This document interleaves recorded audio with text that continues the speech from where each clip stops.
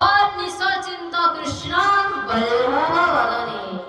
ସବୁ କ୍ଷଣରେ ସବୁ ପରିସ୍ଥିତିରେ ଶୟନ ହଉ ସପନ ହଉ ଜାଗରଣ ହଉ ଭୋଜନ ବେଳେ ହଉ ସବୁ ସମୟରେ ତାଙ୍କୁ ଚିନ୍ତନ କରିବା ଆବଶ୍ୟକ।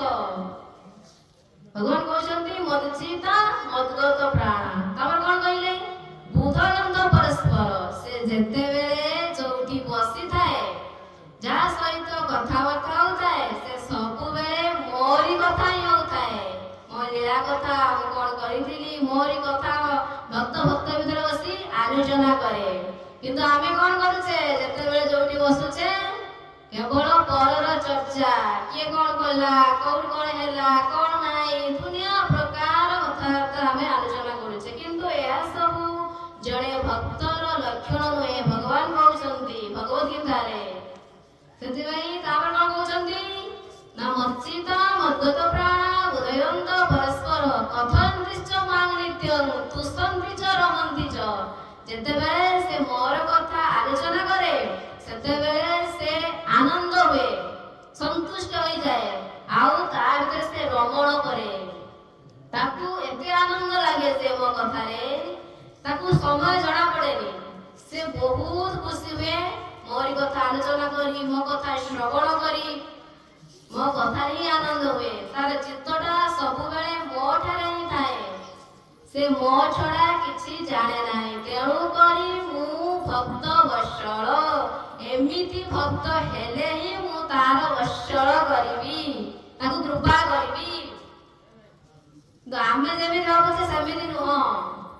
ଭକ୍ତ ଏମିତି ହବା ପାଇଁ ପଡିବ। ତେଣୁକରି ଆମେ ଯୋଉ ଏଇ ମନୁଷ୍ୟ ଶରୀର ପାଇଛେ, ଏଇ ଶରୀରରେ ଆମକୁ କଣ କରିବା ପାଇଁ ପଡିବ ଆମେ ତାହା ଭଗବତ ଗୀତାରୁ ଜାଣିପାରିବା। ଭଗବତ ଗୀତା ପଢିବା ଆବଶ୍ୟକ ନିତ୍ୟ। ଯେମିତି ଆମେ ଗୋଟେ ମେସିନ କିଣିଲେ ତାର ଗୋଟେ ମ୍ୟାନୁଆଲ ଆସୁଛି, ମାନେ ଗୋଟେ ବହି ଆସୁଛି କେମିତି ଏଇ ମେସିନଟାକୁ ଆମେ ଫିଟିଂ କରିବା, କେମିତି ତାକୁ ତିଆରି କରିବା। ଠିକ ସେମିତି ଏଇ ମନୁଷ୍ୟ ଶରୀର ସହିତ ଗୋଟିଏ ବି ପୁସ୍ତକ ଆସିଛି, ଗ୍ରନ୍ଥ ଆସିଛି। କଣ ନା ଭଗବତ ଗୀତା। ଭଗବତ ଗୀତା ପଢିକି ଜାଣିକି ଆମେ ସେମିତି ଚଳିବା ଆବଶ୍ୟକ। ଆମେ ଆମର ମନ ଇଚ୍ଛା ଚଳିଲେ ହବ ନାହିଁ। ଆମେ ଭାବିବା ଏଠି କିଏ ଦେଖୁଛି ନା କିଏ କଣ କରୁଛି, ମୁଁ ଖଟୁଛି, ମୁଁ ରୋଜଗାର କରୁଛି, ମୋ ଇଚ୍ଛା ମୁଁ ଯେମିତି ଚଳିବି। ସେମିତି ହବନି ଆଜ୍ଞା। ଆମେ ଲକ୍ଷେ ଟଙ୍କା 2 ଲକ୍ଷ ଟଙ୍କା ଦେଇ ଗାଡି କିଣୁଛେ, ଆମେ କିଣୁଛେ ନା। ତେଲ ବି କିଏ ପକଉଛି? ଆମେ ପକଉଛେ। ଇନ୍ସୁରାନ୍ସ ଆମେ କରିଛେ। କିନ୍ତୁ ଆମେ ରାସ୍ତାରେ ମନ ଇଚ୍ଛା ଗାଡି ଚଲେଇ ପାରିବା ନା। କାହିଁକି? ଆମେ ତ ଗାଡି କିଣିଛେ ନା, ଆମେ ତ ତେଲ ପକଉଛେ, ଆମ ଗାଡି ତ ଆମେ ମନ ଇଚ୍ଛା ରାସ୍ତାରେ ଡାଣ ପଟେ ବାଁ ପଟେ ଏପଟେ ସେପଟେ ଯେମିତି ଚଲେଇବା। ସେମିତି ହୁଏନି। ତ ଏଠି ସରକାର କିଛି ନିୟମ ଅଛି। ଯଦି ଏଠି ସରକାରଙ୍କର କିଛି ନିୟମ ଅଛି ତାହେଲେ ଯିଏ ସୃଷ୍ଟିର ମାଲିକ, ଯିଏ ସୃଷ୍ଟିକି ତିଆରି କରିଛନ୍ତି ତାଙ୍କର କଣ କିଛି ନିୟମ ନାହିଁ? ଅଛି। ଯେପରି ଆମେ ଏଠି ସରକାରର ନିୟମ ଉଲ୍ଲଂଘନ କଲେ ଆମ ପାଇଁ ଦଣ୍ଡ ଅଛି କି ନାହିଁ? ଅଛି ନା। ଠିକ ସେମିତି ଭଗବାନଙ୍କର ନିୟମ ଉଲ୍ଲଂଘନ କଲେ ବି ଦଣ୍ଡ ଅଛି। ଆମେ ଭାବୁଛେ କିଛି ନାହିଁ, ଏଠି କିଏ ଦେଖୁନି, କିଏ ଜାଣୁନି, ଆମେ ଆମ ମନ ଇଚ୍ଛା କାର୍ଯ୍ୟ କରି ଚାଲିବା। ନାହିଁ, ସେମିତି ହୁଏନି। ଏଠି ବି ଦେଖୁଛନ୍ତି ଆମେ ଯୋଉ ସିସିଟିଭି ଲଗାଉଛନ୍ତି, କଣ ଲେଖା ହେଇଛି ଏଠି? ସିସିଟିଭି ଲାଗିଛି, ତମେ ସିସିଟିଭିର ନଜରରେ ଅଛ।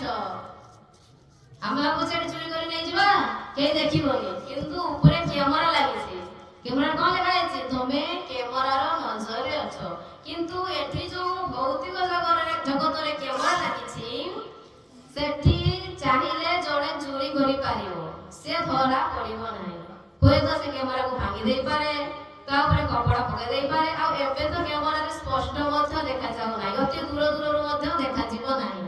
କିନ୍ତୁ କୃଷ୍ଣ କହୁଛନ୍ତି ମୁଁ ଏମିତି କ୍ୟାମେରା ଲଗେଇଛି ଏଠି ଠକିବାର ସୁଯୋଗ ନାହିଁ, ଏଠି କେହି ଠକି ପାରିବେ ନାହିଁ। ଆମେ ଭାବୁଛେ ମନେ ମନେ ଆମେ ଯାହା କରୁଛେ ଏଠି ଆମକୁ କେହି ଦେଖୁନାହିଁ, ଆମେ ସେ ଭାବୁଛେ ନା। କିନ୍ତୁ ନା, ସେଇଆ ନୁହେଁ। ସେ କହୁଛନ୍ତି ମୁଁ ଏଠି 13 ଜଣଙ୍କୁ ଲଗେଇଛି। ଆମେ ଖସିବା, କେତେ ବାଟ ଦୌଡ଼ିବା, ଯାଇପାରିବା ନାହିଁ। ଆମେ ଯୋଉଠି ଯାହା ବି କିଛି ଭୁଲ କରିବା କଣ ଏ ଆକାଶର ବାହାରକୁ ଯାଇ କରିବା? ନାଇଁ ନା, ଏଠି ଆକାଶ ଦେଖୁଛନ୍ତି। ଭାବିଲେ ଆମେ କଣ ନା ଆମେ ଘର ଭିତରେ ଯାଇ ଭୁଲଟେ କରିବା। କିନ୍ତୁ ଘର ଭିତରେ ଯାଇ କଲେ ସେଠି ଆମେ ଆମ ଚକ୍ଷୁ ଦେଖୁଛି ନା, ଏ ଶରୀରରେ ପ୍ରତ୍ୟେକ ଅଙ୍ଗରେ ଜଣେ ଜଣେ ଦେବତା ଅଛନ୍ତି। ବୁଝିପାରୁଛନ୍ତି? ଏ ଆଖିର ଦେବତା ଅଛନ୍ତି ସୂର୍ଯ୍ୟ, ଏ ମୁଖର ଦେବତା ଅଛନ୍ତି କଣ ଅଗ୍ନି। ତ ଏଠି ଆମ ଶରୀରରେ ମଧ୍ୟ ଦେବତା ମାନେ ଅଛନ୍ତି। ସେମାନେ ଯାଇକି ସେଠି ସାକ୍ଷୀ ଦେବେ ଯମରାଜଙ୍କ ପାଖରେ। ସେମାନେ ଯାଇ ସାକ୍ଷୀ ଦେବେ କି ଯେ ଏଇ ବ୍ୟକ୍ତିଟି ଏଇ ପାପ କର୍ମଟା କରିଛି। ଆମେ ଭାବୁଛେ କଣ ଏଠି କେହି ଦେଖୁନି, ଆମେ ଲୁଚେଇ କରୁଛେ। ଏଇ ଯୋଉ ପ୍ରସଙ୍ଗଟି ମୁଁ କହୁଛି, ଏଇ କଥାଟି ଅଜାମିଳଙ୍କ ଚରିତ୍ରରେ ଆସିବ। ଯେତେବେଳେ ଅଜାମିଳଙ୍କର ମୃତ୍ୟୁ ଯାଇଛି, ଯମଦୂତ ମାନେ ନେବା ପାଇଁ ଆସିଛନ୍ତି, ବିଷ୍ଣୁଦୂତ ମଧ୍ୟ ଆସିଛନ୍ତି। ସେତେବେଳେ ଯମଦୂତ ମାନଙ୍କୁ ବିଷ୍ଣୁଦୂତ ପଚାରୁଛନ୍ତି କି ଯେ ତମେ ଯୋଉ ଦଣ୍ଡ ଦଉଛ, ତ ତମେ କେମିତି ଜାଣିବ ଏ ଲୋକଟି ପାପ କରିଛି କି ପୁଣ୍ୟ କରିଛି? ଜଗତରେ ତ କୋଟି କୋଟି ଲୋକ ଅଛନ୍ତି ନା, କିଏ କେତେବେଳେ ଲୁଚେଇ ଗୋଟେ ଭୁଲଟେ କରିଦବ, ତମେ କେମିତି ଜାଣିବ? କହୁଛନ୍ତି ନା, ଏଇଠି କେହି ଲୁଚେଇ କିଛି ଭୁଲ କରିପାରିବେ ନାହିଁ। ଆମେ ଭାବୁଛନ୍ତି ଆମେ ଗୋଟେ ଜୀବ ହତ୍ୟା କରିଦେଲେ ଲୁଚେଇକି ଏଠି କେହି ଦେଖୁନି। ନାଇଁ ନାଇଁ, ସେମିତି ନାହିଁ। ଏଇଠି ଭଗବାନ କ୍ୟାମେରା ଲଗେଇଛନ୍ତି ଆମକୁ ଧରିବା ପାଇଁ। ଯଦି ଆମେ ଗୋଟେ ଘର ଭିତରେ ଲୁଚେଇକି ଗଲେ, ତ ଆମର ଶ୍ୱାସ ପ୍ରଶ୍ୱାସ ସେତେବେଳେ ଚାଲୁଥିବ କି ନାହିଁ? ନିଶ୍ୱାସ ପ୍ରଶ୍ୱାସ ଚାଲୁଛି ନା। ସେ କହୁଛନ୍ତି ମୁଁ ବାୟୁ ଦେବତାକୁ ଲଗେଇଛି, ସିଏ ତମକୁ ଲଗେଇଛନ୍ତି। ମୁଁ ଅଗ୍ନି ଦେବତାକୁ ଲଗେଇଛି, 10 ଦିଗ ବାଳକୁ ଲଗେଇଛି। ଆଉ ତମେ କେତେବେଳେ ସେ କାର୍ଯ୍ୟଟି କରିବ? ଦିନରେ କିମ୍ବା ରାତିରେ? ମୁଁ ଦିନ ରାତିକି ବି ଲଗେଇଛି। କହୁଛନ୍ତି ଯମରାଜ ମାନେ କହୁଛନ୍ତି ମୁଁ ମଧ୍ୟ ପ୍ରତ୍ୟେକ ମୁହୂର୍ତ୍ତରେ ଜଗିଛି, କେତେବେଳେ କୋଉ ଜୀବଟି କଣ ଭୁଲ କରୁଛି। ଏଠି ଭଗବାନଙ୍କ ଜଗତରେ ନିୟମ ଅଛି, ଆମକୁ ନିୟମରେ ଚଳିବା ପାଇଁ ପଡିବ। ଆମ ମନ ଇଚ୍ଛା ଚଳିଲେ ହବନି। ଆମେ ଭାବିବା ଆମ ପାଟିକି ସ୍ୱାଦ ଲାଗୁଛି, ଆମେ ଜୀବ ହତ୍ୟା କରିବା ଖାଇବା। ତାହେଲେ ଏଇ ଯୋଉ କ୍ଷୀର, ବସା, ଦହି, ପନିପରିବା, ଡାଲି, କେତେ ପ୍ରକାର ମିଠା ସବୁ ରହିଛି, ଏସବୁ କାହା ପାଇଁ ତିଆରି କରାଯାଇଛି? କଣ ପଶୁମାନଙ୍କୁ ଖାଇବେ? କିଏ ଖାଇବ? ମଣିଷ ଖାଇବ ନା। ସେ କହୁଛନ୍ତି କିଏ ଆମିଷ ଖାଏ? ନା ଯିଏ 7 ଦିନରେ ଥରେ ଖାଏ। କିଏ? ବାଘ, ସିଂହ, ସେମାନେ 7 ଦିନରେ ଥରେ ଖାଆନ୍ତି, ସେଥିପାଇଁ ସେମାନେ ମାଂସ ଖାଆନ୍ତି। ଯୋଉମାନେ ମାଂସ ଖାଆନ୍ତି ତାଙ୍କର ଦାନ୍ତ ରଖାଇ ସେମାନେ କୁଜିଆ ଜୀବରେ ଚାଟି ଚାଟି ପାଣି ପିଅନ୍ତି, ସେଇମାନେ ହିଁ ମାଂସ ଭକ୍ଷଣ କରିବେ। ସେମାନଙ୍କ ପାଇଁ ସେ ଖାଦ୍ୟ ରଖାଯାଇଛି, କିନ୍ତୁ ମଣିଷ ପାଇଁ ନୁହେଁ। କିନ୍ତୁ ମଣିଷ କହିବ କଣ? ଆମ ମନ ଇଚ୍ଛା ମୁଁ ଖାଇବି, ମୋର କିଏ କଣ କରିବ?